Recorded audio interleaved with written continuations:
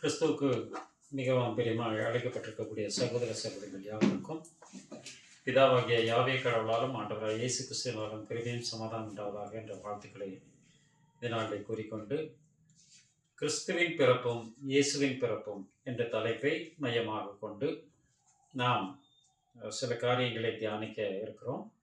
இந்த பாடம் ஒரு புதிய பாடம் அல்ல, நாம் ஏற்கனவே பலமுறை தியானித்த பாடமாகவும் இருக்கிறது.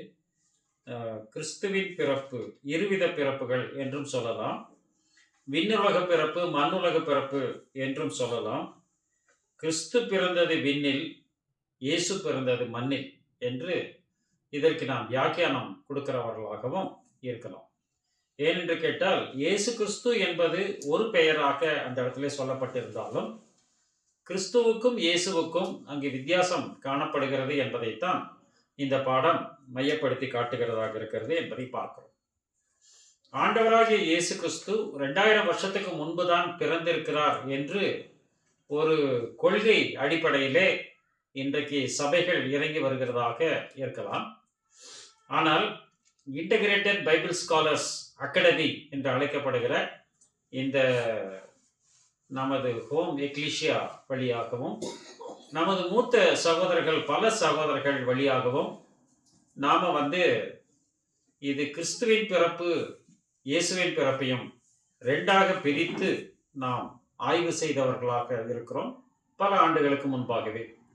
எனவே ஆண்டவராகிய இயேசு கிறிஸ்து 2000 வருஷத்துக்கு முன்பாக பிறந்தவர் மாத்திரம் அல்ல, அவர் உலக தோற்றத்திலே இருந்து அவர் செயல்பட்டு கொண்டிருக்கிறார் என்பதைத்தான் வேத வாக்கியங்கள் சுட்டிக்காட்டுகிறது என்பதை நாம் தெளிவாக அறிந்து கொள்ளுகிறவர்களாக இருக்கிறோம். வெளிப்படுத்தின சுவிசேஷம் 13ஆம் அதிகாரம் 8ஆம் வசனத்தில் யோவான், திவ்ய வாசகனாகிய யோவான் எழுதும்போது, உலக தோற்றம் முதல் அடிக்கப்பட்ட ஆட்டுக்குட்டியின் ஜீவ புஸ்தகம் என்று பேசுவதாக பார்க்கிறோம். அப்படின்னா உலக தோற்றம் முதல் ஆட்டுக்குட்டி அடிக்கப்பட்டு இருக்கிறதா அப்படின்னு கேட்டா, உலக தோற்றம் முதல் ஆட்டுக்குட்டி அடிக்கப்பட்டு கொண்டே வருகிறது என்பதைத்தான் அவர் அந்த இடத்துல மையப்படுத்தி காட்டுகிறார் என்பதை நம்ம பார்க்கிறோம். அதனாலதான் யோவான் ஸ்நானகன் சொல்லும் போது யோவான் 1ஆம் அதிகாரம் 29ஆம் வசனத்துல யோவான் மறுநாளிலே இயேசு தன்னிடத்தில் வருவதை கண்டு, இதோ உலகத்தின் பாவத்தை சுமந்து தீர்க்கிற தேவாட்டுக்குட்டி என்று பேசுவதாக அந்த இடத்துல பார்க்கிறோம். அப்படின்னா இயேசு கிறிஸ்து உலகத்தின் பாவத்தை சுமந்திருக்கிற தேவாட்டுக்குட்டியாக 2000 ஆண்டுகளுக்கு முன்பு வந்தார். ஆனால் உலக தோற்றம் முதல் அடிக்கப்பட்ட ஆட்டுக்குட்டி என்று சொல்லப்படுவதற்கு காரணம் என்ன என்று நாம் பார்த்தால், ஆதியிலே நம்ம ஆதி பெற்றோராக இருக்கக்கூடிய ஆதாம் ஏவாளும் அவர்கள் நிர்வாணிகள் என்று அறிந்து கொண்ட போது அவர்கள் அத்திகலையை தைத்து அவர்கள் நிர்வாணத்தை மறைத்தார்கள் என்று நாம் பார்க்கிறோம். ஆனால் அதே சமயம் ஆண்டவர் அவர்களுக்கு நிரந்தரமாக இருக்கக்கூடிய ஒரு உடையை அங்கு கொடுக்கிறார் என்பதை நாம் படிக்கிறோம். ஆதியாகமம் 3ஆம் அதிகாரம் 21ஆம் வசனத்தில் நாம படிக்கிறோம். தேவனாகிய கர்த்தர் ஆதாமுக்கும் அவன் மனைவிக்கும் தோல் உடைகளை உண்டாக்கி அவர்களுக்கு உடுத்தினார். பாருங்க, தேவனாகிய கர்த்தர் ஆதாமுக்கும் அவன் மனைவிக்கும் தோல் உடைகளை உண்டாக்கி அவர்களுக்கு உடுத்தினார் என்று போற்றப்பட்டிருக்கிறதாக பார்க்கிறோம். அப்ப தோல் உடைகள் என்று சொன்னால் தோல் உடை என்று எங்கே இருந்து வரும்னு பார்த்தோம்னா, அதனாலதான் வெளி 13:8 நம்ம பார்த்தோம், உலக தோற்றம் முதல் அடிக்கப்பட்ட ஆட்டுக்குட்டின்னு பார்த்தோம். அப்ப உலக தோற்றத்துல ஒரு விலங்கு அடிக்கப்பட்டது, அந்த விலங்கு அடிக்கப்பட்டு ரத்தம் சிந்தி அந்த விலங்கு மரித்தது. அந்த விலங்கு ரெண்டாக பிரிக்கப்பட்டு ஒன்று ஆதாமிற்கும் ஒன்று ஏவாளுக்குமாக வழங்கப்பட்டிருக்க வேண்டும் என்பதைத்தான் அந்த இடத்துல நம்ம பார்க்கிறோம். அப்போ அத்தியிலை என்பது வெயில் ஏறும்போது அது காய்ந்து போய்விடும், சருகாக போய்விடும். ஆனால் தோளுடை என்பது இறுகி அது அவர்கள் குளிருக்கும், ஏன்னா பகலின் குளிர்ச்சியான வேளையில் உலா வருகிற கர்த்தர் என்று நாம் படித்திருக்கிறோம். அப்படின்னா அந்த குளிர்ச்சியில் அவர்களுக்கு பாதுகாப்பாகவும் அது சீக்கிரமாக நைந்து போகக்கூடிய உடையாக இல்லாதபடிக்கு அது உறுதியான ஒரு தோல் உடையாக இருக்கிறது. அங்கு ஒரு ஆடுதான் அடிக்கப்பட்டிருக்க வேண்டும் என்பதாக பார்க்கிறோம். அதிலே இருந்து இவனமாக நீங்கள் பலி செலுத்தி, நீங்கள் காணிக்கையை செலுத்தி, நீங்கள் கடவுளுக்கு நன்றி செலுத்த வேண்டும் என்பதை ஒருவேளை அவர்கள் கற்றுக் கொடுத்திருக்கலாம் ஆதாமிற்கு என்பதாக பார்க்கிறோம். அதனால தான் காயின் ஆபேல் வந்து அவர்கள் அந்த பலியாகிய காணிக்கையை செலுத்தினார்கள் என்பதையும் நாம் தெளிவுற அடுத்த அதிகாரத்திலே நாம் அறிந்து கொள்ளுகிறவர்களாக இருக்கிறோம் பிரியமானவர்களே. அப்படின்னா தோளுடைகளை உண்டாக்கி கொடுத்தார்னு இருக்குதா, அல்லது தோழர்களை உண்டாக்கி அவர்களுக்கு உடுத்தினார் அப்படிங்கிறார்? அப்படின்னா இந்த உடையை யாருக்கு உடுத்தி விடுவார்கள்? வளர்ந்தவர்களுக்கா சிறியவர்களுக்கா? குழந்தைகளுக்கு தான் உடுத்தி விடுவாங்க. அப்படின்னா ஆதாம் ஏவாள் எப்படி இருந்திருக்காங்க? அவர்கள் தவறு செய்தது நிமித்தமாக அவர்கள் குழந்தைகளாகத்தான் இருந்திருக்கிறார்கள். அவர்கள் அறியாமல் தான் என்ன பண்ணியிருக்கிறார்கள்?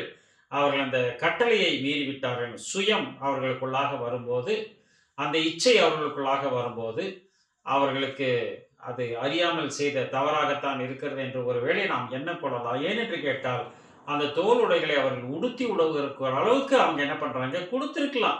நாங்கள் நீங்க போட்டுக்கோங்கன்னு சொல்லியிருக்கலாம். ஆனால் அப்படி சொல்லாம என்ன பண்றாரு, அவர்களுக்கு உடுத்தி விடுகிறார்கள் போது இப்படித்தான் நீங்க ட்ரெஸ் பண்ணிக்கணும் என்று என்ன பண்ணுகிறார், இந்த பாரம்பரியத்தை அங்கு காட்டுகிறார். எனவே நீரின் வஸ்திரத்தை அவர் நமக்கு மாட்டி விட்டால் அப்போது நாம் அந்த குழந்தைகளா இருந்து அதை ஏற்றுக்கொண்டு செயல்படக்கூடிய பக்குவம் நமக்குள்ளாக வரும் என்பதைத்தான் அந்த இடத்துல பார்க்கணும். அடுத்தபடியாக நாம் என்ன பார்க்கணும் பார்த்தோம்னா, நிஜமாகவே இயேசு கிறிஸ்து ஆதியிலே இருந்தாரா என்ற கேள்விக்கு அவரே பதில் சொல்லுகிறார். யோவான் 8ஆம் அதிகாரம் 56 முதல் 59 வசனங்களை நாம் வாசிக்கும் போது நாம் அறிந்து கொண்டுள்ளவர்களாக இருக்கிறோம். அவர் சொல்லுகிறார், ஆபிரகாம் உண்டாவதற்கு முன்னமே நான் இருக்கிறேன் என்று அவர் பேசுவதாக அந்த இடத்துல பார்க்கிறோம். உங்கள் பிதாவாகிய ஆபிரகாம் என்னுடைய நாளை காண ஆசையா இருந்தான், கண்டு கலிகூர்ந்தான்கிறார். என்னுடைய நாளை காண ஆசையா இருந்தாங்க. ஒருவேளை நம்ம ஆதியாகமம் 18 அதிகாரத்தை வச்சுக்கிட்டு வந்து இவர் கர்த்தர் தரிசனமானார் என்று நாம் சொல்லுகிறவர்களாக இருக்கலாம். ஆனால் அங்கு போடப்பட்டிருக்கிறது எதுன்னு கேட்டோம்னா, என்னுடைய நாளைக்கான ஆசையா இருந்தாங்கிற. அப்ப அவருடைய நாள் எது? 1000 வருட அரசாட்சி இல்லையா? 1000 வருட அரசாட்சியை காணக்கு ஆசையா இருந்ததுனாலதான் அவர் கூடாரங்களில் குடியிருந்தார் என்று எபிரேய ஆசிரியர் எழுதுகிறதை பார்க்கிறோம். கர்த்தர் தாமே உண்டாக்கி தரக்கூடிய ஒரு நித்திய ராஜ்யத்துக்குள்ளாக போனது கூடாரத்தில் குடியிருக்கிறார்.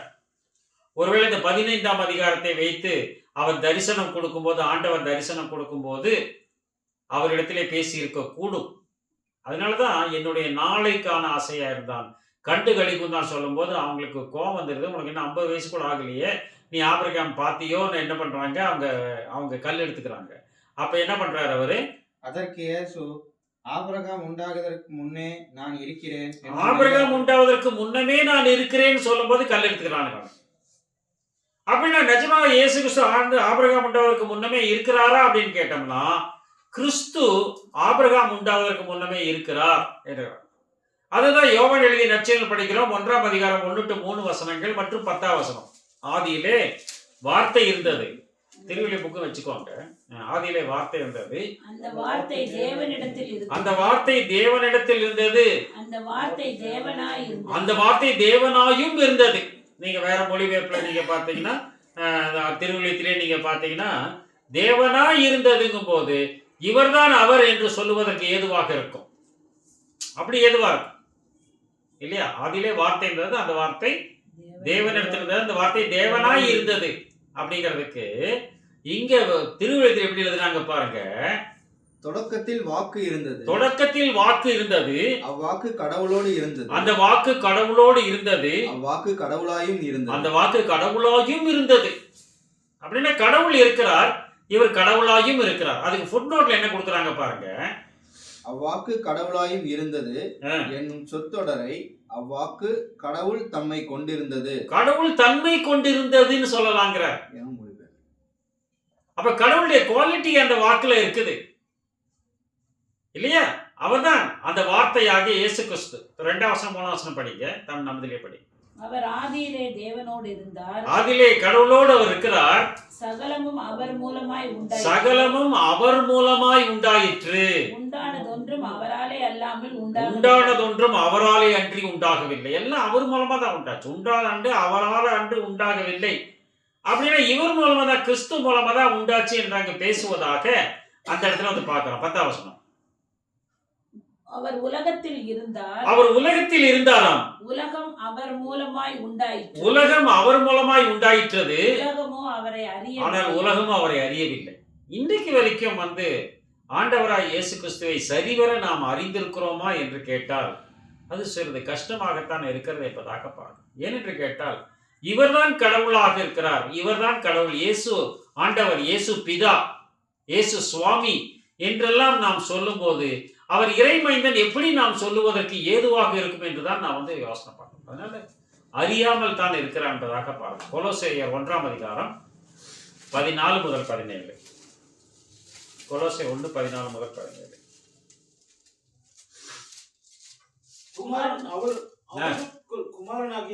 குமாரனாகிய அவருக்குள் அவருடைய ரத்தத்தினாலே குமாரனாகிய அவருடைய ரத்தத்தினாலே பாவ மன்னிப்பாகிய மீட்பு நமக்கு குமாரனா வந்ததுனாலதான், அவர் குமாரன் 2000 வருஷத்துக்கு முன்னாடி தெரிஞ்சதுனாலதான் அந்த பாவ மன்னிப்பாகிய மீட்பு நமக்கு வந்துதான். அவர் அதரிசனமான கடவுளுடைய தற்சரூபம். அவர் கடவுள் தன்மை கொண்டிருந்தார், நம்ம படிச்சோம் இல்லையா? அவர் அதரிசனமான கற்புலனாகாத கடவுள். அந்த கடவுளுடைய எப்படி இருக்கிறாராம்? கடவுளுடைய தற்சரூபம் அவரை மாதிரியே இருக்க, இமேஜ் ஆஃப் காட்ங்கிறார். கடவுளுடைய தற்சரூபமும் சர்வ சிருஷ்டிக்கும் முந்தின பேருமானவர். அப்படின்னா முன்னாடியே அவர் வந்துட்டாரு, முன்னாடி அவர் படைக்கப்பட்டவராக இருக்கிறார் அல்லது உருவாக்கப்பட்டவர்கள், எப்படி வேணாலும் சொல்லலாம். அது என்ன நம்ம கன்ஃபார்ம் பண்ணிக்குவோம். சர்வ சிருஷ்டிக்கும் முந்தின பேருமானவர் அப்படின்னு என்ன பண்றாரு அங்க சொல்லிவிட்டார் என்பதாக பார்க்கிறோம். எல்லாம் யார் மூலமா படைக்கப்பட்டதா, யாருக்கென்று படைக்கப்பட்டதா? தொடர்ந்து படிங்க. ஏனென்றால் அவருக்குள் சகலமும் சிருஷ்டிக்கப்பட்டது. அவருக்குள் சகலமும் சிருஷ்டிக்கப்பட்டது.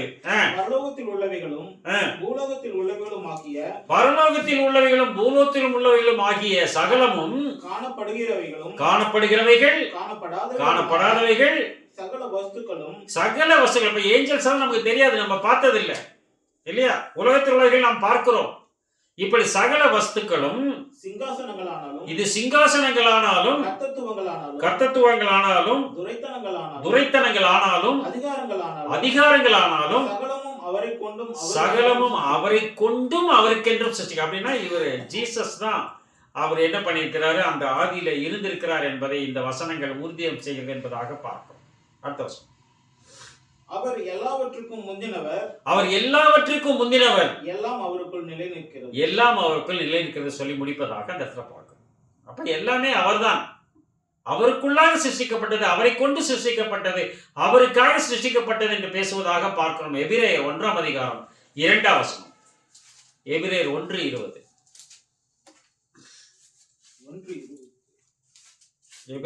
எபிரேயர்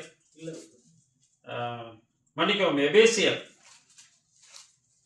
இல்ல 1, மன்னிக்கவும், எபிரேயர் 1:2. மன்னிக்கவும், எபிரேயர் 1:2. இந்த கடைசி நாட்களில் குமாரன் மூலமாய் நமக்கு திருவுளம், இந்த கடைசி நாட்களில் குமாரர் மூலமாக நமக்கு திருவுளம் பற்றி இருக்கிறார். இவரை சர்வத்திற்கும் சுதந்திரவாளியாக நியமித்தார். இவரை கொண்டு உலகங்களை உண்டாக்கினார். அப்படின்னு இயேசு கிறிஸ்துவை கொண்டுதான் உலகங்களை உண்டாக்கினார். உலகங்கள் என்று போடப்பட்டிருக்கிறதே, அப்படின்னு எத்தனை உலகங்கள் உண்டு என்று ஒருவேளை நாம் சிந்திக்கிறவர்களா இருக்கிறோம். ஏயோன் என்ற ஒரு கிரேக்க பதம் கொடுக்கப்பட்டிருக்கிறது. யுகங்களை உண்டாக்கினார் என்று அது மொழியாக்கம் செய்யலாம் என்பதாக பார்க்கும். அதெல்லாம் பன்மை தன்மையுடையதாகத்தான் அதிகமாக வழக்கத்தில் சொல்லப்பட்டிருக்கிறது என்பதாக பார்க்கும். உலகங்கள்னு சொல்லலாம். அப்போ நோவாவுக்கு முந்தைய இருந்து ஒரு உலகம், நோவாவுக்கு பிந்தியது ஒரு உலகம், இனி வரக்கூடியது ஒரு உலகம், 1000 வருட அரசாட்சி. அப்போது இருந்த வானமும் பூமியும் அக்கினிக்கு இரையாக மடிக்கவும் ஜலத்தினால் அழிக்கப்பட்டது. இப்போது இருக்கிற வானமும் பூமியும் அந்த வார்த்தையினால் அக்கினிக்கு இரையாக வைக்கப்பட்டிருக்கிறது. நீதி வாசமாய் இருக்கும் புதிய வானமும் புதிய பூமி உண்டாகும் என்று காத்திருக்கிறோம் என்று பேதுரு ஆசிரியர் எழுதுவதை நாம் பார்க்கிறோம். 3 அதிகாரத்தில் பார்க்கிறோம். அப்படின்னா உலகங்கள், ஏயோன் என்ற வார்த்தை என்பதாக பார்க்கிறோம். இவரை கொண்டு படைத்தார். எபேசியர் 3 அதிகாரம் 11 வசனம். எபேசியர் 3 அதிகாரம் 11 வசனம். இயேசு கிறிஸ்துவை கொண்டு இயேசு கிறிஸ்துவை டைரக்டா வந்தா பாருங்க, இயேசு கிறிஸ்துவை கொண்டு எல்லாவற்றையும் சிருஷ்டித்த தேவனுக்குள்ளே, அந்த கடவுளுக்குள்ளே ஆதிகாலம் முதல் மறைந்திருந்த ரகசியத்தினுடைய ஐக்கியம் இன்னதென்று, அந்த ரகசியத்துடைய ஐக்கியம் அனந்த ஞானம் இன்னதென்று எல்லாருக்கும் வெளிப்படையாக காண்பிக்கிறதற்கு இந்த கிருபை எனக்கு அளிக்கப்பட்டிருக்கிறது. இந்த கிருபை எனக்கு இயேசு கிறிஸ்துவை கொண்டு எல்லாவற்றையும் சிருஷ்டித்தார். அதை இவருக்கு வெளிப்படுத்திட்டார். நமக்கு வெளிப்படுத்தி இருந்தால் அதை நாம் பேசுகிறவர்களாக இருப்போம். இல்லை என்றால் அதை பற்றி பேசாதவர்கள் இவர்தான் அவர் என்று சொல்லிக்கொண்டு பேசுகிறவர்களாகவும் காணப்படும். அதனால்தான் ஊர்ஜிதமாக அவர் ஆதியிலே உலகத்தை படைக்கும் போது, மனிதர்களை படைக்கும் போது, அந்த ஆதியாகமம் 1:26 அந்த மனுஷனை படைக்கும் போது எப்படி சொல்றாரு பாருங்க இறைவன், பின்பு தேவன் நமது சாயலாகவும் நமது ரூபத்தின்படியையும் மனுஷனை உண்டாக்குவோம். நமது சாயலாகவும் நமது ரூபத்தின்படியும் மனுஷனை உண்டாக்கும். அப்ப நமது என்று சொல்வதற்கு காரணம் என்ன என்று கேட்டால், அங்கு பிதாவும் குமாரனுமாகத்தான் இந்த உலகத்தை படைத்திருக்கிறார்கள், மனு குலத்தை படைத்திருக்கிறார் என்பதை அதை நாம் ஊர்ஜிதம் செய்து பார்க்கிறவர்களாக இருக்கிறோம். அப்படி என்று சொன்னால் நமது ஆண்டவராய் இயேசு கிறிஸ்து படைக்கப்பட்டவரா அல்லது சிருஷ்டிக்கப்பட்டவரா அல்லது ஜெனிப்பிக்கப்பட்டவரா? ஏன்னா பிறப்பு என்பது ஜனனத்தின் அடிப்படையில் வருவதுதான் பிறப்பு. ஆனால் இயேசு கிறிஸ்துவின் ஜனனத்தின் விவரம் என்று 2000 வருஷத்துக்கு முன்னாடி தான் சொல்லி இருக்கிறார்கள். ஆனால் உலக தோற்றத்திலே அவர் இருந்தார் என்று சொல்லும் போது அவர் பிதாவும் குமாரனுமாக இருந்திருக்கிறார் என்பதைத்தான் ஊர்ஜிதம் செய்து கொண்டு வருகிறார். இதை பற்றியான விளக்கம் எங்கு கொடுக்கிறார்னு பார்த்தோம்னா நமக்கு தெரியும். நீதிமொழிகள் ஆசிரியர் எழுதும் போது 8ஆம் அதிகாரத்துல 22ஆம் வசனம், கர்த்தர் தமது கிரியைகளுக்கு முன் பூர்வ முதல் என்னை தமது வழியின் ஆதியாக கர்த்தர் தமது கிரியைகள்ல பூர்வ முதல் என்னை தமது வழியின் ஆதியாக கொண்டிருந்தார் என்று பேசுகிறார். அந்த என்னை என்று சொல்வது யார் என்பதை நாம் ஆராய முற்படுவோம் என்று சொன்னால் நிச்சயமாக அது சாலமோன் ஞானியாக இருக்காது.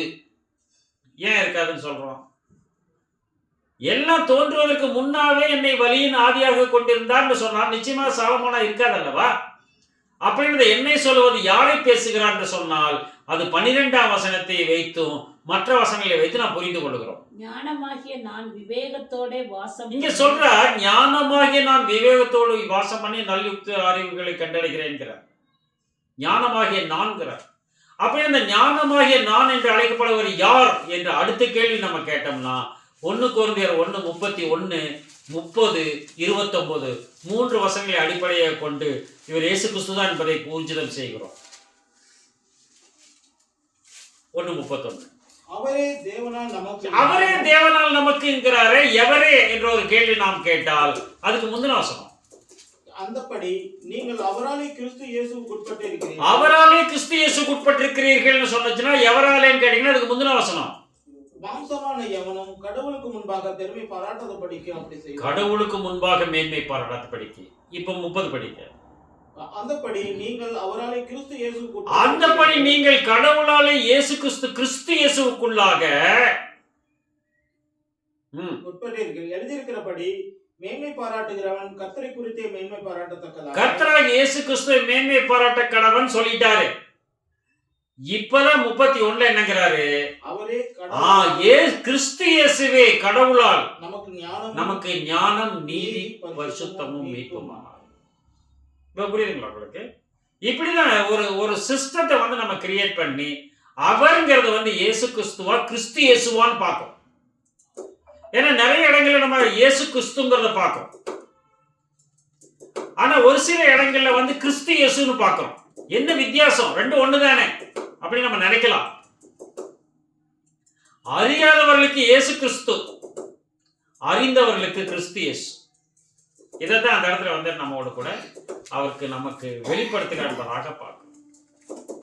கிறிஸ்து முதலாவது வந்திருக்கிறார், இயேசு அதன் பின்பாக வந்திருக்கிறார் என்பதைத்தான் என்ன பண்றோம், அந்த இடத்துல நாம் ஊர்ஜிதம் செய்கிறவர்களாக இருக்கிறோம் என்பதை நம்ம பார்க்கிறோம். நீதிமொழி 8ஆம் அதிகாரத்துக்கு விடுவோம். 22 24 படி. கர்த்தர் தமது கிரியைகளுக்கு முன் பூர்வ முதல் என்னை தமது வழியின் ஆதியாக கொண்டிருந்தார். இப்ப புரிஞ்சு வச்சுக்கலாம். ஞானமாகிய என்னை தமது வழியின் ஆதியாக கொண்டிருந்தார் அப்படின்னு அந்த அர்த்தம் சொல்றார். அவரே ஞானமானார் அப்படிங்கிற. இதுல 1ஆம் வசனத்துல பாத்தீங்கன்னா ஞானம் கூப்பிடுகிறது இல்லையோங்கிற இல்லையா? 8:1 9:1 ஞானம் தன் வீட்டை கட்டிங்கிற. அப்ப ஞானம் தன் வீட்டை கட்டின்னு என்ன அர்த்தம்? ஞானமா வீடு கட்டியிருக்கோம் என்பது பொருளா?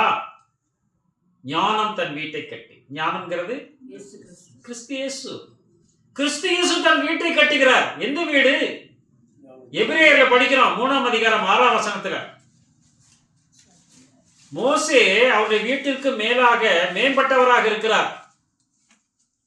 இந்த ரகசியம் இப்பொழுது அவருடைய 3:6 கிறிஸ்துவோ அவருடைய வீட்டிற்கு மேற்பட்டவரான கிறிஸ்துவோ அந்த வீட்டிற்கு மேற்பட்டவராக குமாரனாக உண்மையுள்ளவராய் இருக்கிறார். நம்பிக்கையினாலே உண்டாகும் தைரியத்தையும் நம்பிக்கையால் உண்டாகிற தைரியத்தையும் மேன்மை பாராட்டலையும் முடிவு பரியந்தம் உறுதியாய் பற்றி கொண்டு இருப்போமானால் நாம் அவருடைய வீடு. அப்ப ஞானம் தன் வீட்டை கட்டின்னு என்ன அர்த்தம்? கிறிஸ்து இயேசு சபையை கட்டி என்பது பொருள். டிக்ஷனரி. இதை வச்சு நம்ம மேட்ச் பண்றோம். என்னமோ வீடு நமக்கு வீடு கட்டி கொடுப்பாரு அப்படிங்கறதெல்லாம் அல்ல. சபையாக நம்மை கட்டுகிறார் என்பதை தான் அந்த இடத்துல வந்து நம்ம படிக்கிறோம். படிக்க அதுல 22 23 படிச்சிட்டீங்களா? 8ல இல்ல. பூமி உண்டாகும் முன்னும் ஆதி முதற் கொண்டும் அனாதியாய் நான் அபிஷேகம் பண்ண. பூமி உண்டாகும் முன்னும் ஆதி முதற் கொண்டும் நான் அனாதியாய் அபிஷேகம் பண்ணப்பட்டேங்கிற. அபிஷேகம்ங்கிற வார்த்தை இங்க கொடுக்கல. அபிஷேகம்ங்கிற வார்த்தைக்கு கொடுக்கப்படுகிற கிரேக்க பதம் தான் உங்களுக்கு கிறிஸ்து என்ற பதம். அபிஷேகம் பண்ணப்பட்டவர்கள் கிறிஸ்தவர்கள், அபிஷேகம் பண்ணப்பட்டவர்கள் என்பதுதான் பொருள். கிறிஸ்து அபிஷேகம். மெசியா என்பது எபிரேய சொல். கிறிஸ்து என்பது கிரேக்க சொல். அபிஷேகம் பண்ணப்பட்டேன், அனாயிண்டட் ஆங்கிலம். புரியுதுங்களா? கிறிஸ்துங்கிற பேர் இங்கதான் வந்து அந்த இடத்துல கிரேக்க வேதாகமத்தின் பிரகாரமாக நாம் கண்டுபிடிக்கிறவர்களாக அபிஷேகம் பண்ணப்பட்டேன். எப்படி அபிஷேகம் பண்ணப்பட்டார்? திடீர்னு கொண்டு வராம அபிஷேகம் பண்ண எப்படி கொண்டு வந்தார்? அடுத்த வசனம் 24. ஆழங்களும் ஜலம் புரண்டு வரும் ஊற்றுகளும் உண்டாகும் முன்னே நான் ஜெனிப்பிக்கப்பட்டேன். இதுதான் கிறிஸ்துவின் பிறப்பு. ஆழங்களும் ஜலம் புரண்டு வரும் ஊற்றுகளும் உண்டாகும் முன்னே நான் ஜெனிப்பிக்கப்பட்டேன். முன்னாடி கிறிஸ்து அபிஷேகங்கிற வார்த்தை கொடுத்துட்டாரு. 2வது ஜெனிப்பிக்கப்பட்டேங்கிறார். முன்னாடி வசனத்துல வந்து கிறிஸ்துங்கிற பெயர் வருது. 2வது வசனத்துல கிறிஸ்துவின் பிறப்பு என்பது வருகிறது. எப்போது? ஆழங்களும் ஜலம் புரண்டு வரும் ஊற்றுகளும் உண்டாகும் முன்னேங்கிற. ஆதியாகமம் 1ஆம் அதிகாரம் 1-2 வசனங்கள் மற்றும் 2ஆம் அதிகாரம் 10ஆம் வசனம். ஆதியிலே தேவன் வானத்தையும் பூமியும் சிருஷ்டித்தார். ஆதியிலே கடவுள் என்ன பண்ணியிருக்கார்? வானத்தையும் பூமியும் சிருஷ்டித்தாராம். பூமியானது ஒழுங்கின்மையும் வெறுமையுமாய் இருந்தது. ஆழத்தின் மேல் இருள் இருந்தது. அதான் ஆழங்களும் ஜலம் புரண்டு வரும் ஊற்றுகளும் உண்டாகுங்கிறார். தேவாவி ஜலத்தின் மீது அசைவாடி கொண்டிருந்தார். ஜலம் உரண்டு வரும் ஊற்றுகள். அதுல 2ஆம் அதிகாரம் 10ஆம் வசனம். தோட்டத்திற்கு தண்ணீர் பாயும்படி ஏதேனிலிருந்து ஒரு நதி ஓடி அங்கே இருந்து பிரிந்து 4 பெரிய ஆறுகளாயிற்று. ஒரு நதி ஓடுகிறது.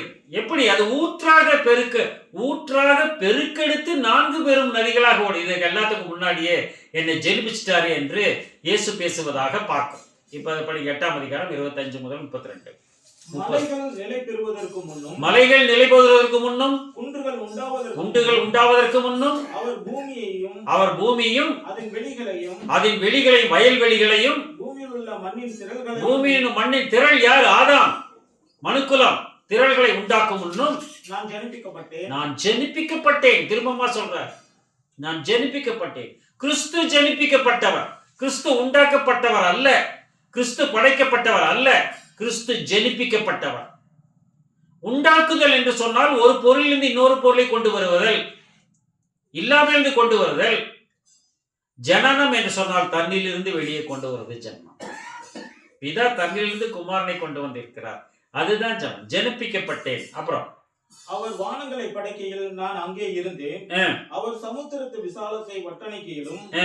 உயரத்தில் மேகங்களை ஸ்தாபித்து ஆ. சமுத்திரத்தின் ஊற்றுகளை அடைத்து வைக்கையிலும் ஆ. சமுத்திர ஜலம் தன் கரையை விட்டு மீறாதபடிக்கு அதற்கு எல்லையை கட்டளையிட்டு ஆ. பூமியின் அஸ்திபாரங்களை நிலைப்படுத்துகையிலும் ஆ. நான் அவர் அருகே செல்ல நான் அவர் அருகே செல்ல பிள்ளையா இருந்தேன்கிறார். இது அப்படியே திருவிழித்துல படிங்க இந்த வசனத்தை. நான் அவர் அருகே செல்ல பிள்ளையா இருந்தேன்கிறார். அது வேற மாதிரி எழுதியிருக்கிறார். ஏன்னா உண்டாக்கப்பட்டதொன்றும் அவரால் அன்றி உண்டாகவில்லைன்னு சொல்லுச்சுன்னா அப்ப செயல்படுத்தியது யாரு? இதை உருவாக்கியது யார்? இதை வடிவமைத்தது யார்? ஆண்டவராகிய இயேசு கிறிஸ்து. அப்படிதானே? அவர் அருகே செல்ல பிள்ளையா இருந்தேங்கிறது எப்படி எழுதுறாரு பாருங்க. 30 வசனம் 8:30. நான் அவர் அருகில் அவருடைய சிற்பி இருந்தேன். அவருடைய சிற்பியாக இருந்தேன்கிற. அவர் அருகில் எப்படி இருந்தாராம்? அவருடைய சிற்பியாக, அவருடைய கலைஞராக இருக்கிறார். சிற்ப கலைஞராக இருக்கிறார். புரியுதுங்களா? நான் அவர் அருகில் அவருடைய சிற்பியாக இருந்தேன். அவருடைய அருகில் அவர் சிற்பியாக இருந்தேன். அப்ப என்ன அர்த்தம்? உண்டாக்கப்பட்டதொன்றும் அவரால் என்று உண்டாகவில்லை. அவர் ஜெனிப்பிக்கப்பட்டவராக இருக்கிறார். பிதாவினால் நேரடியாக உயிர் பெற்றவராக இருக்கிறார். அவரை கொண்டுதான், அவரை சிற்பியாக வைத்துதான் அனைத்தையும் செதுக்கி இருக்கிறார். நம்மையும் செதுக்கி இருக்கிறார். படிங்க 30, 32 வரைக்கும் படிங்க. நான் அவர் அருகே செல்ல பிள்ளையா இருந்தேன். 31, 32. அவருடைய பூ உலகத்தில் சந்தோஷப்பட்டு மனுமக்களுடனே மகிழ்ந்து கொண்டிருந்தேன். அப்போ ஆதலால் பிள்ளைகளே எனக்கு செவி கொடுங்கள். என் வழிகளை காத்து நடக்கிறவர்கள் பாக்கியவான்கள். நீங்கள் புத்தியை போதும். அவருக்கு செவி கொடுக்கணும். செவி கொடுத்து சேருதல் சிலாக்கியம். காது கொடுத்து கேட்டா தானே செவி கொடுக்க முடியும். புரியுதுங்களா? அதான் சொல்றேன். அப்படின்னா இதுதான் கிறிஸ்துவின் ஜனனம் அப்படின்னு பார்க்கணும். அப்படின்னா இயேசுவின் ஜனனம் பற்றி இந்த புத்தக குறிப்புகளிலும் காணப்படுகிறது. 139 சங்கீதம் 13 முதல் வாசிக்கலாம். நீர் என் உள்ளந்திரியங்களை கை கொண்டிருக்கிறீர். என் தாயின் கர்ப்பத்தில் என்னை காப்பாற்றினீர். நீர் என் உள்ளந்திரியங்களை கை கொண்டிருக்கிற என் தாயின் கர்ப்பத்தில். என்ன அர்த்தம் இதுக்கு? உள்ளந்திரியங்களை கை படிங்க, திருவிழிக்கிற படிங்க வசனத்தை. நமக்கு சரியா புரியலன்னா, தமிழே நமக்கு சரியா புரியலன்னா, ஏன்னா இதுல நிறைய தமிழ் அல்லாத மொழிகளும் எழுதப்பட்டிருக்கிறது. அப்ப வேறு மொழிகளை வைத்து நம்ம புரிந்து கொள்கிறோம். ஏனெனில் என் உள் உறுப்புகளை உண்டாக்கியவர் நீரே. என் உள் உறுப்புகளை உண்டாக்கினவர் நீர். அதான் சொல்றாரு. முதல்ல உள்ள ஃபார்ம் ஆகுது, எலும்பு ஃபார்ம் ஆகுது, உள்ள உறுப்புகள்லாம் ஃபார்ம் ஆகுது. என் உள்ள உறுப்புகளை எல்லாம் உண்டாக்கினவர் நீதான். அப்புறம் என் தாயின் கர்ப்பத்தில் என்னை காப்பாற்றினீர். என் தாயின் கர்ப்பத்தில் என்னை காப்பாற்றி. இங்க இதுல திருவிழியத்துல என் தாயின் கருவில் எனக்கு உரு தந்தவர் நீரே. உரு தந்தவர் நீரே. எனக்கு ஒரு உருவத்தை கொடுத்தீங்க நீங்க தான், தாயின் கர்ப்பத்துல. அப்ப இது என்ன பிறப்பை பத்தி பேசுகிறார்? இது மனுக்குலத்தமாக அவர் இங்கே பிறந்ததை பற்றி தான் பேசுகிறார். மனுக்குலம் பிறப்பை பற்றியும் பேசுகிறார். இது ஜீசோட பிறப்பு தானா அப்படிங்கிறத நம்ம கன்ஃபார்ம் பண்ணணும். தொடர்ந்து படிங்க. அப்படி நான் பிரமிக்கத்தக்க அதிசயமாய் உண்டாக்கப்பட்டபடியினால் உம்மை துதிப்பேன். உமது கிரியைகள் அதிசயமானவைகள். உமது கிரியைகள் அதிசயமானவைகள். பிரமிக்கத்தக்க விதமாக உண்டாக்கப்பட்டேன் அப்படின்னா அப்படின்னு ஆண் துணை இல்லாதபடிக்கு அவர் இயேசு கிறிஸ்து படைக்கப்பட்டிருக்கிறார். அவர் பிறந்தார் அப்படின்னு சொல்லும் போது பிரமிக்கத்தக்க விதமாக அவர் என்ன பண்ணியிருக்கிறார்? அவரை உருவாக்கி இருக்கிறார். அதை என் ஆத்துமாவுக்கு நன்றாய் தெரியும். நான் ஒளிப்பீடத்திலே உண்டாக்கப்பட்டு பூமியின் தாழ்விடங்களிலே விசித்திர வினோதமாய் உருவாக்கப்பட்ட போது எலும்புகள் உமக்கு மறைவாய் இருக்கவில்லை. பாத்தீங்களா? அவர் விசித்திர வினோதமாய் உருவாக்கப்பட்ட போது என் எலும்புகள் உனக்கு மறைவாய் இருக்கவில்லை அப்படிங்கிறார். எத்தனை வசனம் அது? 15. 22:10 படிங்க. சங்கீதம் 22:10. கர்ப்பத்திலிருந்து வெளிப்பட்ட போதே உமது சார்பில் விழுந்தேன். கர்ப்பத்திலிருந்து வெளிப்பட்ட போதே உமது சார்பில் விழுந்தேன். நான் என் தாயின் வயிற்றில் இருந்த முதல் நீர் என் தேவனாய் இருக்கிறீர். நான் தாயின் வயிற்றில் இருந்தது முதல் எனக்கு கடவுளா இருக்கீங்க. யாரு எழுதுறா? யாரு பேசுறாங்க? 1ஆம் வசனம் படி. என் தேவனே ஏன் என்னை கைவிட்டு? போதுங்க. அப்ப யாருடைய வார்த்தைகள் இது? தாவீதின் வார்த்தைகளா இல்ல கிறிஸ்துவின் வார்த்தைகளா? கிறிஸ்துவின் வார்த்தைகள். புரியுதுங்களா? இயேசு கிறிஸ்துவின் வார்த்தைகள் தான்.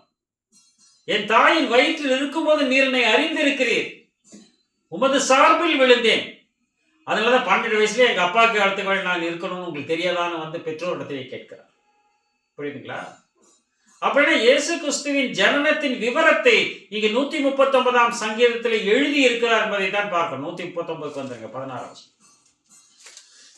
என் கருவை உம்முடைய கண்கள் கண்டது. என் கருவை உம்முடைய கண்கள் கண்டது. என் அவயங்களில் ஒன்றாகிலும் இல்லாத போதே அவைகள் அனைத்தும் அவைகள் உருவேற்றப்படும் நாட்களும் உமது என் அவயங்களில் ஒன்றாகிலும் இல்லாத போதே அவைகள் அனைத்தும் அவை உருவேற்படும் நாட்களும் உமது புத்தகத்தில் எழுதி புத்தகத்தில் எழுதியிருக்கேங்கிறார். அப்படி அவயங்கள் உருவாகணுங்கிறார். எது அவயம்? இயேசு கிறிஸ்துவோட கையை, காலு, மூக்கு, மொழி, அப்படி நம்ம நினைக்கலாம். அவயங்கள்ங்கிற படிங்க 1 கொரிந்தியர் 12ஆம் அதிகாரம் 12ஆம் வசனம் மற்றும் 26, 27 வசனங்கள். இயேசு கிறிஸ்துவின் அவயங்களில் ஒன்றாக அன்னைக்கு சொன்னது வந்து அது தீர்க்க தரிசனமாக சபையைத்தான் குறிக்கிறது என்பதை நாம் புரிந்து கொள்கிறோம். எப்படி எனில் சரீரம் ஒன்று, அவயங்கள் அநேகம். சரீரம் ஒண்ணுதான், அதுக்கு அவயங்கள் அநேகமா இருக்குது. ஒரே சரீரத்தின் அவயங்கள் எல்லாம் அநேகமாயிருந்தும் ஒரே சரீரத்தின் அவயங்கள் எல்லாம் அநேகமாயிருந்தும் சரீரம் ஒன்றாய் இருக்கிறது. சரீரம் ஒன்றுதான். அவயங்கள் நிறைய இருக்கலாம், ஆனா சரீரம் ஒன்றா தான் இருக்கு அப்படின்றார். 12 படிச்சிட்டீங்களா? அந்த பிரகாரமே கிறிஸ்துவும் இருக்கிறார். அந்த பிரகாரம் கிறிஸ்துவும் இருக்கிறார். என் அவயங்களில் ஒன்றாக இல்லாத போது இருக்கிறாரு, அவயங்கள் அநேகம் இருக்கிறது, சரீரம் ஒண்ணுதான். அந்த மாதிரி தான் கிறிஸ்துவ இருக்கிறார். என் அவயங்கள் ஒன்றாக இல்லாத போதே புத்தகத்தில் எழுதியிருக்கின்றாரு. 26, 27 அதுலயே. ஆதலால் ஒரு அவயம் பாடுபட்டால் எல்லா அவயங்களும் கூட பாடுபடும். ஆதலால் ஒரு அவயம் பாடுபட்டால் எல்லா அவயம் கூட பாடுபடும். அப்படி இருக்கணும், அதான் சபை. ஒரு அவயம் மகிமைப்பட்டால் எல்லா அவயங்களும் கூட சந்தோஷப்படும். எல்லா அவயங்களும் சந்தோஷப்பட வேண்டும், பொறாமை கொள்ளக்கூடாது. நீங்களே கிறிஸ்துவின் சரீரமாயும் தனித்தனியே அவயங்களுமாய் அவயங்களுமாய் இருக்கிறீர்கள். அப்படின்னா என் அவயங்களில் ஒன்றாகிலும் இல்லாத போது அவை அனைத்தும் உருவேற்படும் நாட்களும் ஒரு புத்தகத்தை எழுதின என்ன அர்த்தம் கேட்டீங்கன்னா சபையை பத்தி தான் பேசுறேன். 27 படிச்சிட்டீங்களா? ரோமர் 12:5 படிங்க. ரோமர் 12:5.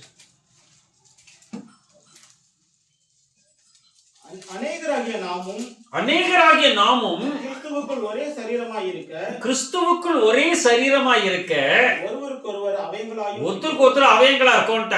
நம்ம அநேகர் தான், ஒருத்தருக்கு ஒருத்தர் அவயங்களாக. போட்டி, பொறாமை, பிரச்சனைகள், அவனு சரியில்லை, இவன் சரியில்லை, அவனை பிடிக்கல, இவனை பிடிக்கல, அந்த சபை வேற, இந்த சபை வேற. இல்ல, அவர் அப்படி நினைச்சிருக்க மாட்டாரு. எல்லாமே ஒரே தான். எல்லாம் ஒரு தாய்க்கு வந்து அந்த 4 பிள்ளைகளும் ஒரே மாதிரி தான் அவங்க நினைப்பாங்க. அவன் எப்படி வேணாலும் வாழ்ந்துட்டு இருக்கலாம், ஆனால் அவரெல்லாம் ஒன்றுதான். அது போலதான் கிறிஸ்து நினைக்கிறார். இது அவயங்களாக நாம் இருக்கிறோம். அப்படின்னா தலையாக எபேசியர் 1ஆம் அதிகாரம் 20-23, எபேசியர் 1:21-23. அவரை உன்னதங்களில் தம்முடைய வலது பார்சத்தில் உட்காரும்படி செய்து ஆண்டவராய் இயேசு கிறிஸ்துவை எல்லாவற்றையும் அவருடைய பாதங்களுக்கு கீழ்ப்படுத்தி எல்லாவற்றையும் எல்லாவற்றாலும் நிரப்புகிறவருடைய நிறைவாகிய சரீரமான சபைக்கு அவருடைய சரீரமாகிய சபைக்கு நிறைவாகிய சரீரமாகிய சபைக்கு தலையா கொடுத்துட்டார். அவரை எல்லாவற்றுக்கும் மேலாக எல்லாத்துக்கும் மேல தலையிட்ட இல்லையா? அப்ப அந்த தலையை பின்பற்றி செயல்படுகிறவராக நாம் இருக்க வேண்டும். கண்ட்ரோல் எங்க இருக்குதுங்க? கண்ட்ரோல் யூனிட் எங்க இருக்கு? தலையில தான் இருக்கு. இந்த பாடி இயங்கணும்னா கண்ட்ரோல் அங்கதான் இருக்கு. அப்ப அங்க இருந்து கண்ட்ரோல் வச்சு அந்த கண்ட்ரோல் படி தான் அது செயல்படணும். ஆனா இங்க கண்ட்ரோல் மாத்தி மாத்தி விட்டாங்கன்னு என்ன அர்த்தம்? தலை சரியில்லைன்னு தான் அர்த்தம். கிறிஸ்துங்கிற தலைக்குள்ள நம்ம இல்லைன்னு தான் அர்த்தம். புரியுதுங்களா? இப்ப வந்து ஸ்திரீக்கு புருஷன் தலை, புருஷனுக்கு கிறிஸ்து தலை, கிறிஸ்துவுக்கு தேவன் தலை. அப்படியே கொரிந்தியருக்கு எழுதுறார் 16:3 வசனத்துல. அப்படின்னா ஸ்திரீக்கு புருஷன் தலையா இல்ல ஸ்திரீகள் புருஷனுக்கு தலையா? இன்னைக்கு அப்படிதான் இருக்கு. காலையில வாச தெளிச்சு கோலம் போடுறது யார் போடுவா? வாச பெருக்கி கூட்டி சுத்தம் பண்ணி தண்ணி தெளிச்சு சுத்தம் பண்ணி கோலம் போடுறதுல யார் போடுவா? ஆம்பளைங்களா பொம்பளைங்களா? பெண்கள் தான். ஆனா போன வாரம் நான் பார்க்கிறேன், பொள்ளாச்சியில காலையில் நடந்துட்டு இருக்கிறேன்.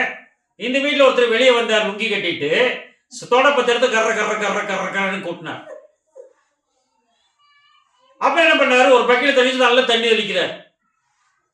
அதுக்கு அடுத்த வீட்டுல ஒருத்தர் வந்துட்டாரு. வந்து என்ன பண்றாரு, அவரு வாசம் கூட்டுறாரு. இந்த பக்கம் வீட்டுல வாசம் கூட பார்த்தா ஆம்பளைங்க தான் வாசம் கூட்டுறாங்க. அப்போ வசனம் எப்படி இருக்கணும்னு கேட்டா, புருஷனுக்கு ஸ்திரீ தலை. அவனுக்கு ஒன்றும் தெரியாதுங்க, எல்லாம் எனக்கு தான் தெரியும். அப்ப ஆண்களும் அது போலதான். அது எனக்கு அவ்வளவு பைபிள் பத்தி தெரியாதுங்க, எல்லாம் நம்ம ஒய்ஃப்க்கு தாங்க எல்லாம் தெரியும். அவங்க சொன்ன கரெக்டா சொல்லுவாங்க. என்ன ஏவல் மாதிரியா? கரெக்டா சொல்லுவாங்க. இதுதான் நடக்கக்கூடிய. நம்ம மோச சகோதரர் அவங்க வீட்டில் இருக்கும்போது ஒரு நாள் நடந்து வந்துட்டு இருக்கிறாரு. நடந்து வந்து 2 பேரும் பேசிக்கிறாங்க மத்தியான நேரத்துல. ஒருத்தர் பனியன் போட்டுட்டு லுங்கியை கட்டிட்டு தோல்ல துணியை போட்டுட்டு, எல்லாம் பாத்திரத்தெல்லாம் கழுவி வச்சுட்டேன், எல்லாம் முடிச்சாச்சு, இனி வந்து ஒரு ரசம் மட்டும் வைக்கணும், சாயந்தரம் அவங்க வருவாங்க, அது ரசம் மட்டும் வைக்கணுங்கிறாரு. அவரு பாக்குறாரு.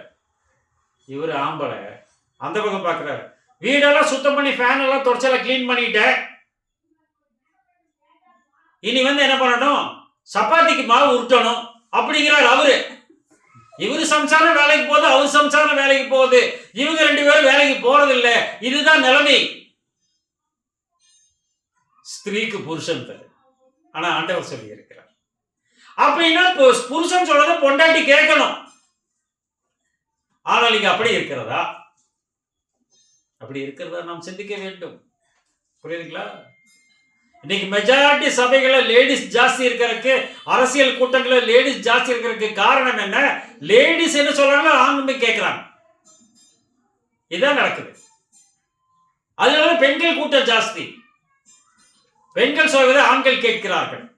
ஆனால் ஆண்கள் சொல்வதை பெண்கள் கேட்க வேண்டும் என்பதுதான் அந்த இடத்துல பார்க்கிறப்ப தலை சொன்னதை தான் கேட்கணுங்கிற. தலை சொல்ற அளவுக்கு தலை இருந்தா தானே. படிங்க, 4ஆம் அதிகாரம் 15ஆம் வசனம். எபேசியர் 4ஆம் அதிகாரம் 15ஆம் வசனம். அன்புடன் சத்தியத்தை கைக்கொண்டு, அன்புடன் சத்தியத்தை கைக்கொண்டு, வேற எதையும் விட்டுருங்க. அன்புடன் நீங்கள் சத்தியத்தை கைக்கொண்டு தலையாகிய கிறிஸ்துவுக்குள் எல்லாவற்றிலும், தலையாகிய கிறிஸ்துவுக்குள் எல்லாவற்றிலும் நாம் வளரும்படியாக, நாம் எல்லாவற்றிலும் வளரு. சரீரமாகிய சபை, இந்த பெண் எல்லாவற்றிலும் வளருகிறவர்களாக அப்படி செய்தார். இந்த சரீரமாகிய சபை கிறிஸ்து என்ற புருஷனுக்கு நியமிக்கப்பட்ட மனவாட்டி. இது எல்லாம் கிறிஸ்துவுக்குள்ளாக வளர்ந்ததாக இருக்க வேண்டும். ஆனா நாம சொல்றதை ஜீசஸ் கேட்குங்கிற அளவுக்கு நாம் வளர்ந்திருக்கிறோமா? அப்படித்தான் இன்றைக்கு உலகத்திலே காணப்படுகிறது என்பதை நாம் ஏற்றுக்கொள்கிறவர்களாக இருக்கிறோம். அப்படிதான் நடக்குது. இயேசு கிறிஸ்துவுக்கு பொம்மை செய்து இன்றைக்கு வைக்கக்கூடிய பாரம்பரிய பழக்கம் இருக்கா? கிறிஸ்துவுக்கு பொம்மை செய்து வைக்கக்கூடிய பழக்கம் இருக்கிறது இல்லையா? சொரூப வழிபாட கொண்டாட வேண்டாங்க, சொரூப வழிபாட எங்களுக்கு இல்லை. ஆனா கிறிஸ்துவ பொம்மை செய்வீங்களா? அடுத்த முறை பார்த்தீங்கன்னா இங்க இருக்கும், நம்ம காணும் இல்லையா? சின்ன குழந்தையா வந்து நம்ம வந்து குண்டாக்கி வச்சுக்குவோம். இது ஒரு அடையாளத்துக்காக நாம் செய்கிறோம் என்று சொல்லலாம் நாம். ஆனால் தலையாகிய கிறிஸ்துவுக்கள் எல்லாவற்றிலும் வளர வேண்டும் என்று சொன்னால் இந்த சரீரமாகிய சபை உருவேற்படுத்தப்பட்டதாக இருக்க வேண்டும்ங்கிறார் 139:17. தேவனே, உமது ஆலோசனைகள் எனக்கு எத்தனை அருமையானவை. ஆகவே அவருடைய ஆலோசனைகள் எனக்கு எவ்வளவு அருமையானவைகள், அவைகளின் தொகை எவ்வளவு அதிகம், அவருடைய தொகை எவ்வளவு அதிகம், அதுதான் ஜாஸ்தியாக இருக்கிறது என்பதை பேசுகிறார். அப்படின்னா இது கிறிஸ்து விண்ணகத்தில் பிறந்தார், பிதாவின் பிள்ளையாக ஜெனிப்பிக்கப்பட்டார், அவருக்குள்ளாக அனைத்தும் உருவாக்கப்பட்டது, படைக்கப்பட்டது. ஆனால் இயேசு உருவாவதை பற்றி, இயேசுவுக்குள்ளாக சபை உருவாவதை பற்றியும் 131ஆம் சங்கீதத்திலே 139ஆம் சங்கீதத்திலே நாம் வாசித்தோம். 2000 வருடத்திற்கு முன்பாக ஆண்டவராகிய இயேசு கிறிஸ்து இந்த பூமியிலே அவதரித்தார். அவருக்குள்ளாக சபையாக செயல்படுவதுதான் மேலான எருசலேம் என்று அழைக்கப்படுகிற மணவாட்டி வகுப்பார் என்பதை பார்க்கிறோம். கலாத்தியர் 4ஆம் அதிகாரம் 26ஆம் வசனம். கலாத்தியர் 4ஆம் அதிகாரம் 26ஆம் வசனம். மேலான எருசலேமோ சுயாதீனம் உள்ளவள், மேலான எருசலேமோ சுயாதீனம் உள்ளவள், பெண்பால சொல்றார், அவளே நம்ம எல்லாருக்கும் தாயானவள். அவளே நம்ம எல்லாருக்கும் தாய். அதுதாங்க சபை. இந்த சபை நம்ம எல்லாருக்கும் தாயானவள். மேலான எருசலேம், அந்த மேலான எருசலேமுக்குள்ளாக, இந்த மேலான எருசலேம் கிறிஸ்துக்குள்ளாக பிறந்ததாக இருக்கிறது. இந்த மேலான எருசலேம் என்ற தாய்க்குள்ளாக பிறந்த கிறிஸ்துவாக நாம் இருக்கிறோமா? 2000 வருஷம் முன்னாடி பிறந்தார். நமக்கு தெரியும் எங்க பிறந்தார். இன்னைக்கு உலகத்துல போய் எங்க பிறந்தான்னு கேட்டா என்ன சொல்லுவாங்க? பெத்லகேம் சொல்லுவாங்க, யூதேயா நாடும்பாங்க. அதுல எந்த இடத்துல அப்படின்னு கேட்டா ஆட்டோமேட்டிக்கா என்ன சொல்லிடுவாங்க? மாட்டுத்தொழுவம்னு சொல்லிடுவாங்க இல்லையா? அப்படிதான் சொல்லுவாங்க. ஆனால் வசனம் நமக்கு நேரடியாக போதிக்கிறது. லூக்கா 2ஆம் அதிகாரம் 7ஆம் வசனத்தில், இப்போது குடிமதிப்பு எழுதுவதற்காக செல்லுகிறார்கள், பேறுகால வந்துருச்சு, லேபர் பெயின் வந்துருச்சு. 6ஆம் வசனத்துல 7ஆம் வசனத்துல என்ன நடக்கும்? 6-7 படிங்க. அவ்விடத்தில் அவர்கள் இருக்கையில், அவ்விடத்தில் எங்க தெரியாது, அங்க குடிமதிப்பு போயிருக்காங்க, அங்க இருக்கிறாங்க. அங்க இருக்கையில் அவளுக்கு பிரசவ காலம் நேரிட்டு, அவருக்கு பிரசவ காலம் நேரிட்டுதான். அவள் தன் முதற் பேரான குமாரனை பெற்று, அங்க இருக்கும்போது பிரசவ காலம் நேரிட்டு அவர் குழந்தைய பெற்றுட்டாங்க. இப்ப குழந்தை பிறந்துச்சு, ஜீசஸ் பிறந்துட்டார். பிறந்ததுக்கு அப்புறம் சத்திரத்திலே அவர்களுக்கு இடமில்லாதபடி பிள்ளையை துணிகள் சுற்றி முன்னாடி, அதனால துணியை சுற்றி முன்னாடி. இந்த 2 வசனத்தை நீங்க பாருங்க.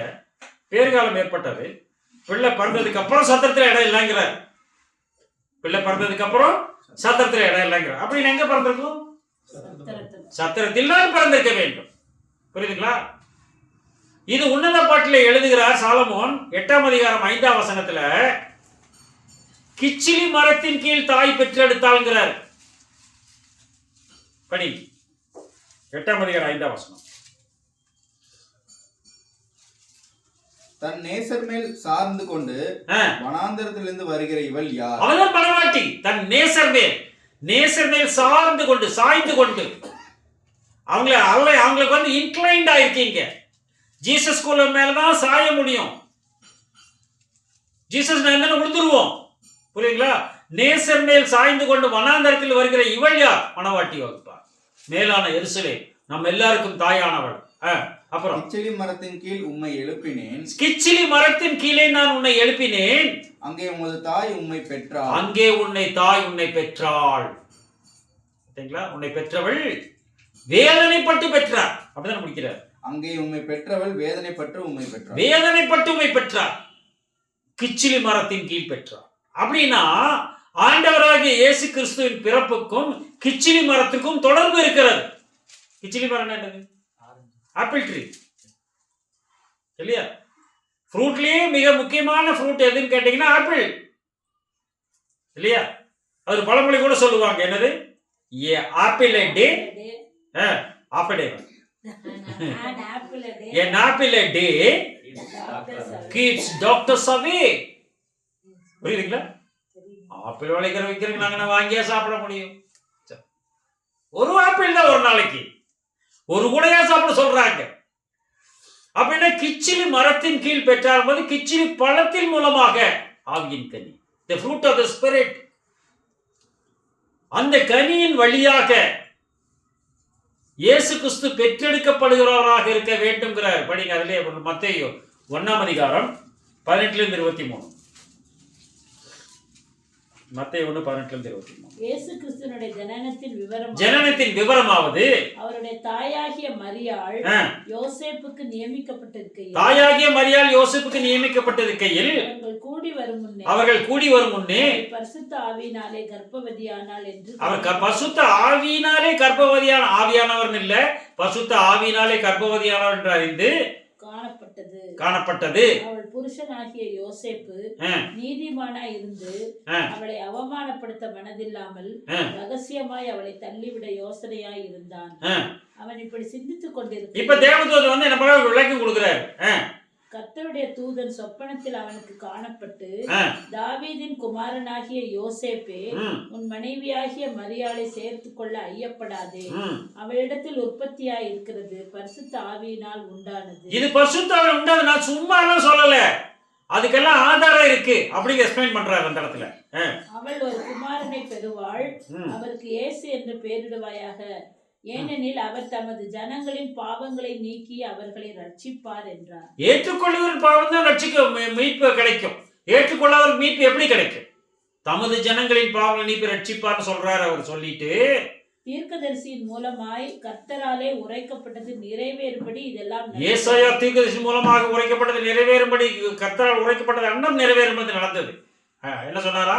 அவர் இதோ ஒரு கன்னிகை கர்ப்பவதியாகி ஒரு குமாரனை பெறுவாள், அவருக்கு இம்மானுவேல் என்று பெயரிடுவார்கள் என்று சொன்னார். அவருக்கு இம்மானுவேல் என்று பெயரோடு சொன்னார். இயேசு பெயரோட இம்மானுவேல் பெயர்ப்பார், இம்மானுவேல் பெயர்ப்பான்னு சொன்னார்ங்கிறாரு. ஏசாயா 7:14.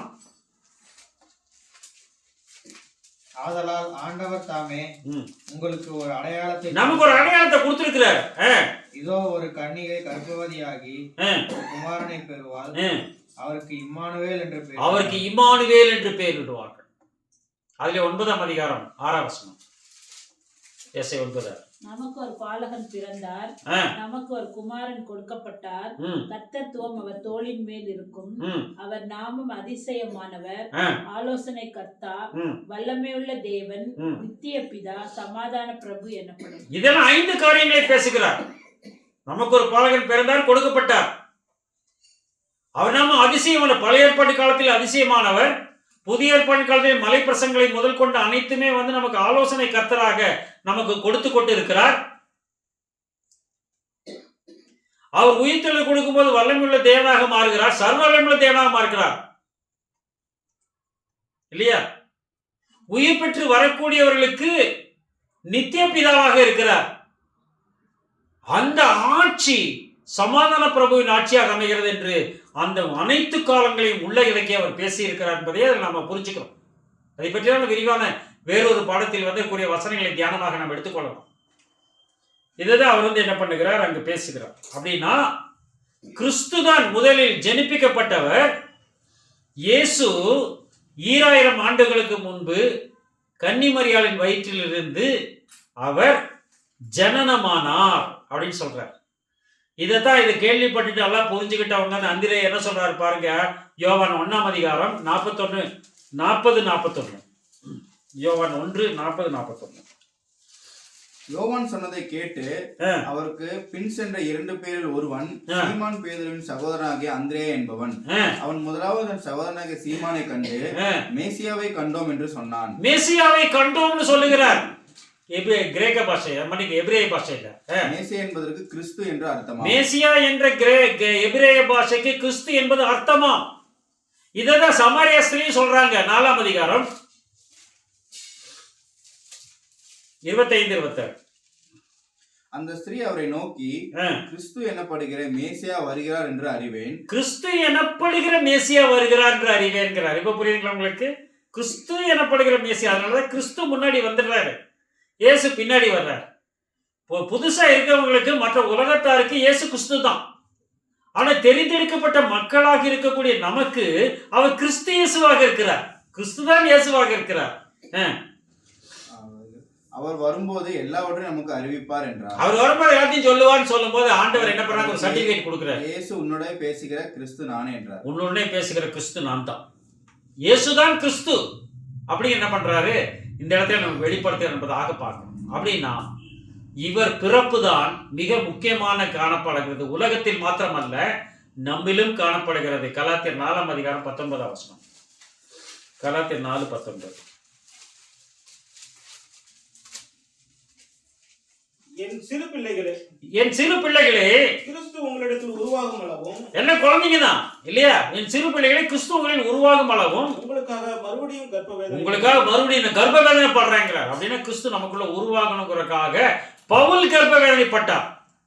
நாம கர்ப்ப வேதனைப்படுறோம் இல்ல? நான் மட்டும் ஜாலியா வந்துட்டு போறோம்? நாம கர்ப்ப வேதனைப்படுறோம். அது இருக்கா நமக்கு? கொரிந்தியருக்கு எழுதும்போது எழுதுகிறார், 1 கொரிந்தியர் 4ஆம் அதிகாரம் 15ஆம் வசனம். அவரே வேற மாதிரி எப்படி எழுத இருப்பாருங்க, எப்படி பெற்றெடுக்கிறார் என்று சொல்லுகிறார். கிறிஸ்துவுக்குள் 10,000 உபாத்தியாயர்கள் 10,000 வாத்திமார்கள் உங்களுக்கு இருந்தாலும் தகப்பன்மார் அநேகர் உங்களுக்கு இல்லை. தகப்பன்மார் உங்களுக்கு ஜாஸ்தி கிடையாது, ஒருத்தர் தான். கிறிஸ்து இயேசுவுக்குள் சுவிசேஷத்தினால் நான் உங்களை பெற்றேன். கிறிஸ்து இயேசுவுக்குள் பாத்தீங்களா, எழுதிட்டார் பாத்தீங்களா? கிறிஸ்து இயேசுவுக்குள் நற்செய்தியின் வழியாக உங்களை பெற்றேன்கிறார். அப்படின்னா அந்த நற்செய்தியின் வழியாக இயேசு என்னில் பிறந்திருக்கிறாரா, என்னில் உதித்திருக்கிறாரா என்று நாம் சிந்திக்க கடமைப்பட்டவர்களாக இருக்க வேண்டும். அதுதான் கடைசியில இயேசு எழுதும் போது என்ன சொல்றாரு பாருங்க, வெளி 22:16, சபைகளில் இவைகளை உங்களுக்கு சாட்சியாக அறிவிக்கும்படிக்கு இயேசுவாகிய நான் என் தூதனை அனுப்புகிறேன். நான் தாவீதின் வேரும் சந்ததியும் பிரகாசமுள்ள விடிவெள்ளி நட்சத்திரமுமாயிருக்கிறேன். பிரகாசமுள்ள விடிவெள்ளி நட்சத்திரம். விடிவெள்ளி நட்சத்திரம் நிறைய இருக்குங்க. ஆனா பிரகாசம் உள்ள விடிவெள்ளி நட்சத்திரம் தான் இயேசு கிறிஸ்து. எரிந்து விழுகிற விடிவெள்ளி நட்சத்திரம் அது வேற. ஓ Lucifer, son of the morning, அது வேற. பிரகாசம் உள்ள விடிவெள்ளி நட்சத்திரமாக நான் இருக்கிறேன். அப்படின்னு விடிவெள்ளி நட்சத்திரம் எப்போது உதிக்க வேண்டும் அப்படின்னு பார்த்தோம்னா, எங்கு உதிக்க வேண்டும், எப்போது உதிக்க வேண்டும்னா எழுதுற 2 பேதுரு 1ஆம் அதிகாரம் 19ஆம் வசனம்.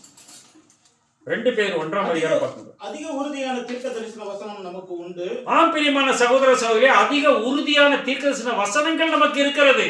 பொழுது விடிந்து விடிவெள்ளி உங்கள் இதயங்களில் உதிக்கும் அளவும், விடிவெள்ளி உங்கள் இதயங்களில், இப்ப பொழுது விடிந்து விடிவெள்ளி இதயங்களில் உதிக்கும் அளவுங்கிறார். பொழுது விடிஞ்சதுக்கு அப்புறம்னா சூரியன் உதிச்சதுக்கு அப்புறமா முன்னாடியா? பொழுது விடிந்துனா சூரியன் உதிச்சதுக்கு அப்புறம் நம்ம நினைச்சுக்கலாம், அப்படி நினைக்கலாம் இல்லையா? பொழுது விடிந்து விடிவெள்ளி உங்கள் இதயங்களில் உதிக்கும் அளவும், இருளுள்ள ஸ்தலத்தில் பிரகாசிக்கிற விளக்கை போன்ற வசனம். இப்ப சூரியன் வந்துச்சா வரலையா? சூரியன் வரல, பொழுது விடிஞ்சாச்சு. உங்களுக்கும் எனக்கும் பொழுது விடிஞ்சிருச்சுன்னா சூரியனை பார்த்து விடியாது, அது விடிவெளியை பார்த்து விடியணும். புரியுதுங்களா? விடிவெளியை பார்த்து நமது வாழ்வு விடிந்திருக்கிறதா, இதயத்தில் உதித்திருக்கிறாரா? 2000 ஆண்டுகளுக்கு முன்பு உலகத்தில் உதித்த இயேசுவானவர் விடிவெள்ளியாக என்னுடைய இதயத்தில், உங்களுடைய இதயத்தில் உதித்திருக்கிறாரா? நாம் சிந்திக்க வேண்டும். பிதாவாகிய யாவே கடவுள் ஆண்டவர் இயேசு கிறிஸ்து இந்த வார்த்தைகளை ஆசீர்வதிப்பாராக. ஆமென்.